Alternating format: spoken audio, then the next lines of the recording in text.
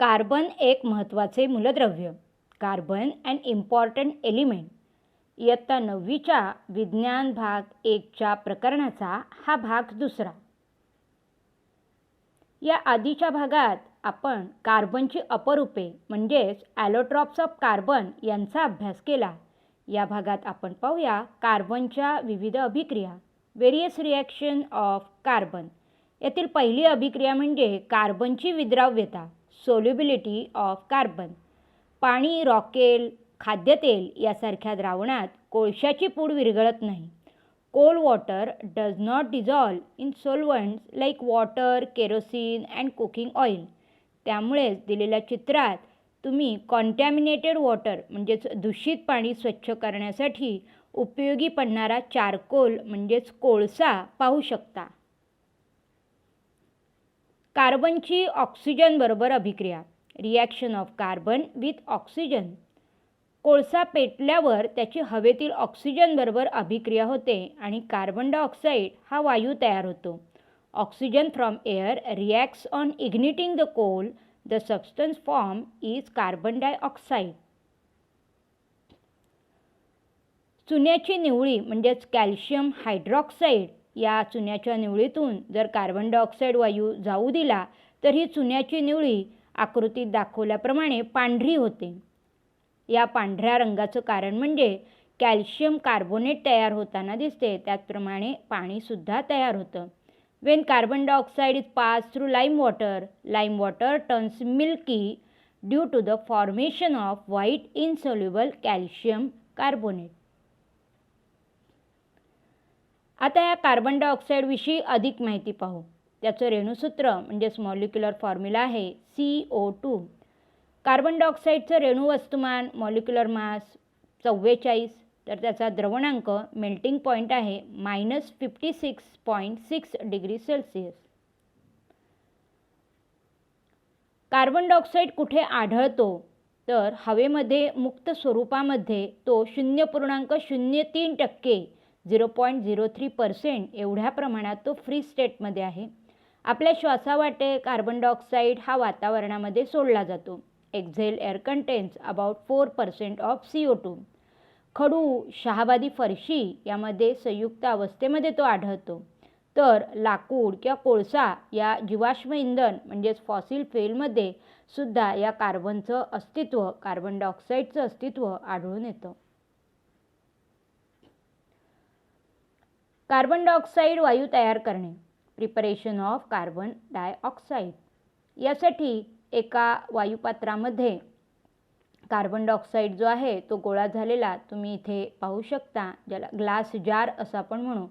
आणि त्यासाठी गोल बुडाचा चंबू जो आहे, राऊंड बॉटम फ्लास्क, यामध्ये मार्बल चिप्स म्हणजेच कॅल्शियम कार्बोनेटचं शहाबादी फरशी एक रूप आहे. या कॅल्शियम कार्बोनेटवर ज्यावेळी थिसल फनेलमधून, थिसल नरसाळ्यातून विरल हायड्रोक्लोरिक आम्ल डायल्यूट HCl ओतलं जातं, त्यावेळेला या दोघांमध्ये अभिक्रिया होते आणि तयार होणारा वायू जो वायुपात्रात जमा होतोय त्याला आपण कार्बन डायऑक्साईड असं म्हणतो. कार्बन डायऑक्साईडचे भौतिक गुणधर्म, physical properties of carbon dioxide. Carbon dioxide वायूला चव, वास, रंग नाही. It is tasteless, odourless and colourless gas. तो हवेपेक्षा जड आहे, हेवियर दॅन एअर. पाण्यात थोड्या प्रमाणातच तो विरघळतो, sparingly soluble in water. Carbon dioxide वायू हा स्वतः जळत नाही म्हणजेच तो ज्वलनशील नाही आणि ज्वलनास मदतही करत नाही. जळती मेणबत्ती कार्बन डायऑक्साईडच्या वायुपात्रात जर ठेवली तर ती मेणबत्ती विझते, म्हणजेच हा वायू स्वतः जळत नाही, तो ज्वलनशील नाही आणि ज्वलनास मदतही करत नाही. त्यामुळेच अग्निशामक यंत्रात म्हणजेच फायर एक्सटिंग्विशरमध्ये या कार्बन डायऑक्साईडचा वापर आग विझवण्यासाठी या चित्रात दाखवल्याप्रमाणे केला जातो. कार्बन डायऑक्साईड असलेल्या वायुपात्रात किंवा शेजारील दाखवलेल्या परीक्षा नळीमध्ये चुन्याची निवळी आपण टाकली किंवा चुन्याची निवळी असलेल्या परीक्षा नळीत आपण हलकेच फुंकर मारली तर आपल्या उच्छवासावाटे म्हणजे फुंकरीमार्फत सुद्धा कार्बन डायऑक्साईड हा त्या चुन्याच्या निवळीशी रासायनिक अभिक्रिया करतो आणि तिसऱ्या परीक्षाने दाखवल्याप्रमाणे ती चुन्याची निवळी जी आहे ती दुधी रंगाची होते, कारण तिच्यामध्ये कॅल्शियम कार्बोनेट तयार झालेले असते. यावरून कार्बन डायऑक्साईडचं अस्तित्व वातावरणामध्ये आहे हे आपल्याला सांगता येतं. निळा व लाल लिटमस ओला करून जर कार्बन डायऑक्साईडमध्ये टाकला तर लाल लिटमस लालच राहतो, पण आकृतीत दाखवल्याप्रमाणे निळा लिटमस मात्र लाल होतो. यावरून कार्बन डायऑक्साईड हे आम्लधर्मी ऑक्साईड आहे हे सिद्ध होते. कार्बन डायऑक्साईडचे उपयोग, युजेस ऑफ कार्बन डायऑक्साईड. फसफसणारी म्हणजेच शीतपेय, ज्याला कोल्ड्रिंक आपण म्हणतो, ती शीतपेये तयार करण्यासाठी कार्बन डायऑक्साईडचा उपयोग होतो. चित्रात दाखवल्याप्रमाणे जो ड्राय आईस आहे त्याला शुष्क बर्फ असं म्हणतात. या बर्फाचा उपयोग हा एखादी वस्तू खूप मोठ्या प्रमाणात थंड करण्यासाठी, त्याचप्रमाणे सिनेमा आणि नाटकामध्ये धुक्यासारखे परिणाम मिळवण्यासाठी ड्राय आईस म्हणजेच शुष्क बर्फाचा वापर केला जातो. या शुष्क बर्फामध्ये खरं तर हा कार्बन डायऑक्साईडच आहे. कार्बन डायऑक्साईडचं वैशिष्ट्य असं आहे की कार्बन डायऑक्साईडला उच्च दाब दिला असता तो वायू असूनसुद्धा त्याचं रूपांतर स्थायूमध्ये होऊ शकतं. तिसरा कार्बन डायऑक्साईडचा उपयोग म्हणजे अग्निशामक यंत्रात. तर चौथा उपयोग कॉफीमधून कॅफीन काढून टाकण्यासाठी, to remove caffeine from coffee. अत्याधुनिक अशा पर्यावरणपूरक ड्राय क्लिनिंगमध्ये लिक्विड कार्बन डायऑक्साईड म्हणजे द्रवरूपातील कार्बन डायऑक्साईडचा वापर करतात, ज्यामुळे अशा ड्राय क्लिनिंगच्या मदतीने कपड्यांना सुरकुत्या किंवा कपडे जे आहेत ते कपडे खराब होत नाहीत. तर वनस्पती दिवसा सूर्यप्रकाशामध्ये कार्बन डायऑक्साईड जो आहे तो घेतात आणि हरितद्रव्याच्या मदतीने स्वतःचं अन्न तयार करतात. या क्रियेलाच आपण प्रकाश संश्लेषण म्हणजेच फोटोसिंथेसिस प्रोसेस असं म्हणतो. अग्निशामक यंत्र, फायर एक्सटिंग्विशर. या अग्निशामक यंत्रात चित्रात दाखवलंय त्या पद्धतीने सोडियम बायकार्बोनेटची भुकटी असते, जी इथे खाली सोडियम कार्बोनेट सोल्युशन असं म्हटलेलं आहे. तर एका कुपीमध्ये, एका छोट्याशा बॉटलमध्ये सल्फ्युरिक आम्ल असते. ज्यावेळेला वरची कळ दाबली जाते, स्टॉपर दाबला जातो, त्यावेळेला कुपीतील आम्ल सोडियम बायकार्बोनेटवर पडते आणि रासायनिक अभिक्रियेने कार्बन डायऑक्साईड वायू हा मुक्त होऊन बाहेर पडतो. कार्बन डायऑक्साईड हा स्वतः जळत नाही, त्याचप्रमाणे ज्वलनास मदतही करत नाही. आणि त्याचं दुसरं वैशिष्ट्य म्हणजे तो हवेपेक्षा जड आहे, त्यामुळे पसरलेल्या आगीवर तो पूर्णपणे आच्छादला जातो आणि जळणाऱ्या वस्तूला ऑक्सिजनचा पुरवठा न झाल्याने आग आटोक्यात येते. कार्बन डायऑक्साईड अग्निशामके ही क्षरण न होणारी व वीज वाहक प्रतिबंधक असतात. त्यामुळे विद्युत उपकरणे व यंत्रांना लागलेल्या आगीत ही अग्निशामके वापरतात. मोठ्या प्रमाणात लागलेली आग विझवण्यासाठी आधुनिक अग्निशामक यंत्रात द्रवरूप व स्थायीरूप अशा दोन्ही प्रकारच्या कार्बन डायऑक्साईडचा दाबाखाली तो या टाक्यांमध्ये भरलेला असतो. ज्यावेळी दाब कमी होतो त्यावेळेला तो वायुरूपात येतो आणि जोराने नळीतून बाहेर पडतो. अग्निशामक यंत्रात ही दिलेली रासायनिक अभिक्रिया जी आहे ती अभिक्रिया घडून येते, ज्यामध्ये सोडियम बायकार्बोनेट म्हणजे NaHCO3 सल्फ्युरिक ॲसिड H2SO4 बरोबर अभिक्रिया होते आणि तयार होते Na2SO4 म्हणजे सोडियम सल्फेट, कार्बन डायऑक्साईड जो आपल्याला महत्त्वपूर्ण आहे आणि अर्थात पाणी. एक ॲक्टिव्हिटी बेस्ड क्वेश्चन या पद्धतीने तुम्हाला परीक्षेला या फायर एक्सटिंग्विशर अग्निशामक यंत्रावर विचारला जाऊ शकतो. चौकटीत योग्य नावे लिहा अशी आकृती दिली जाईल आणि त्याचे बाण जे आहेत त्या बाणांच्या चौकटीमध्ये तुम्हाला त्याची योग्य नावं जी आहेत ती द्यायची आहेत. या यंत्रामध्ये रासायनिक अभिक्रियेतून कोणता वायू मुक्त होऊन बाहेर पडतो, which gas is release from the reaction in the fire extinguisher, तर याचं उत्तर आहे कार्बन डायऑक्साईड. या यंत्राचे कार्य कसे चालते, explain working of fire extinguisher, याचं उत्तर असेल की ज्या वेळेला सोडियम बायकार्बोनेटची सल्फ्युरिक आम्लाबरोबर अभिक्रिया होते त्यावेळेला कार्बन डायऑक्साईड वायू तयार होतो. या यंत्रात घडून येणारी रासायनिक अभिक्रिया लिहा, जी केमिकल रिॲक्शन आत्ताच आपण पाहिलेली आहे. आणि या यंत्राचा उपयोग कुठे केला जातो, तर याचं उत्तर आहे आग विझवण्यासाठी. Use of fire extinguisher to extinguish the fire. कार्बनचं अस्तित्व असणारा कार्बन डायऑक्साईड आपण आत्ताच अभ्यासला. यानंतर कार्बनचं अस्तित्व दाखवणारा दुसरं एक कार्बनी संयुग कार्बन कंपाऊंड आहे मिथेन.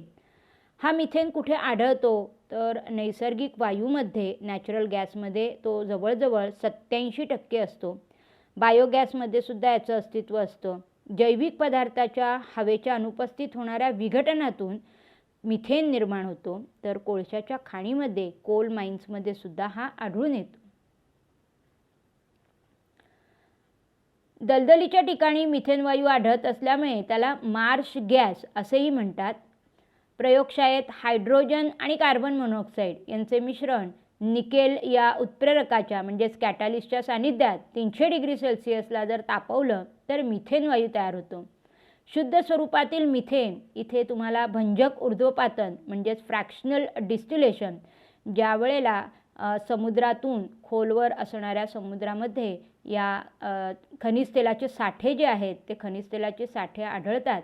हे खनिज तेल ज्यावेळेला वर काढलं जातं त्यावेळेला टप्प्याटप्प्याने होणारी फ्रॅक्शनल डिस्टिलेशन म्हणजेच भंजक ऊर्ध्वपातन प्रक्रिया, ज्यात पेट्रोल, डिझेल, कोल गॅस यासारखे टप्पे जे आहेत त्या प्रत्येक टप्प्यावर केरोसिन अशा पद्धतीने किंवा डांबर असे सगळे घटक जे आहेत ते हळूहळू भंजक ऊर्ध्वपातनात फ्रॅक्शनल डिस्टिलेशनमध्ये मिळत जातात, ज्यात नॅचरल गॅस म्हणजे नैसर्गिक वायूमध्ये मिथेनचं अस्तित्व आढळून येतं.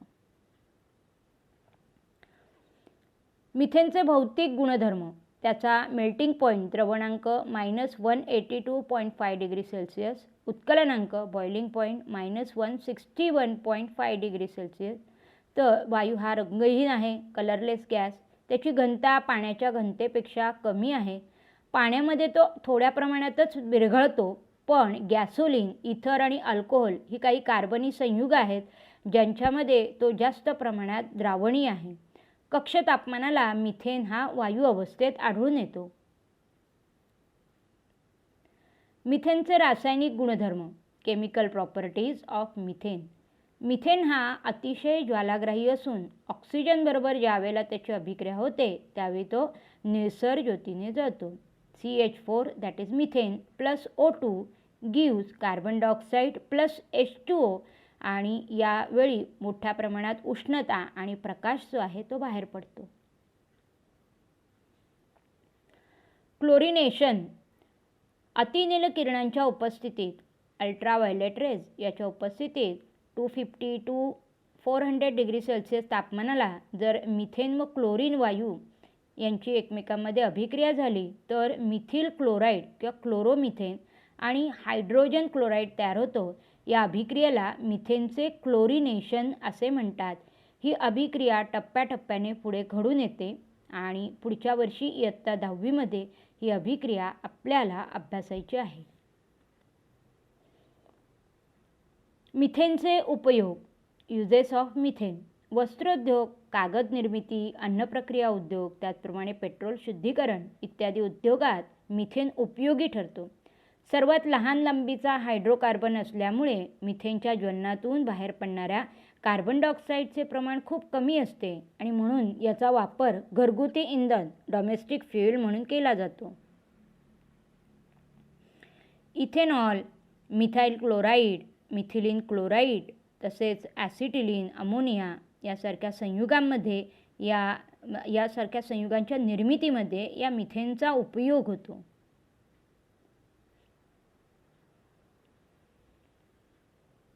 मिथेनची निर्मिती ज्यामध्ये होते असं एक संयंत्र बायोगॅस प्लांट इथे तुम्हाला दिलं आहे. त्यावर आधारित ॲक्टिव्हिटी बेस कृतीयुक्त प्रश्न आपण पाहू. पहिला प्रश्न आहे, बायोगॅस संयंत्राची सुबक व नामनिर्देशित आकृती काढा. Draw a well label diagram of biogas plant.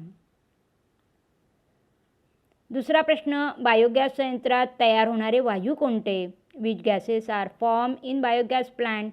बायोगॅसमध्ये सुमारे 55 ते 60% मिथेन आणि उर्वरित भाग हा कार्बन डायऑक्साईडचा असतो. यामध्ये कोणती प्रक्रिया घडून येते? Which process occurs while production of biogas? Biogas निर्मिती होताना घरातील जो काही जैव कचरा आहे तो वापरला जातो. या कचऱ्यावर विनॉक्सी जीवाणू जे आहेत एनरोबिक मायक्रोब्स ते किण्वन म्हणजे फर्मेंटेशन प्रोसेस जी आहे ती घडवून आणतात. या प्रक्रियेतील महत्त्वाचे 2 टप्पे कोणते? Which are 2 stages in biogas production. तर पहिली आहे आम्ल निर्मिती प्रक्रिया, तर दुसरा टप्पा जो आहे तो आहे मिथेन वायूची निर्मिती. बायोगॅसला पर्यावरण स्नेही इंधन असे का म्हणतात? Why is biogas called as eco friendly fuel? याचं उत्तर आहे की बायोगॅस हे वापरासाठी अतिशय सोयीचं इंधन आहे. त्याचप्रमाणे ज्यावेळेला बायोगॅसमधून मिथेन कार्बन डायऑक्साईड वायू बाहेर पडतो त्यावेळी जी स्लरी जो चौथा शिल्लक राहतो त्याचा वापर आपण शेतामध्ये उत्तम खत म्हणूनही करू शकतो.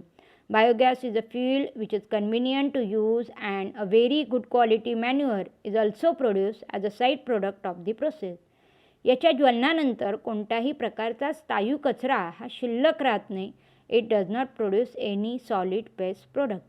अशा रीतीने इयत्ता 9वीचं हे कार्बन एक महत्त्वाचं मूलद्रव्य हे प्रकरण इथे संपतंय. तुम्हाला याचे दोन्ही व्हिडिओ जर आवडले असतील तर जरूर लाईक करा, शेअर करा आणि सबस्क्राईब करा. थँक्यू.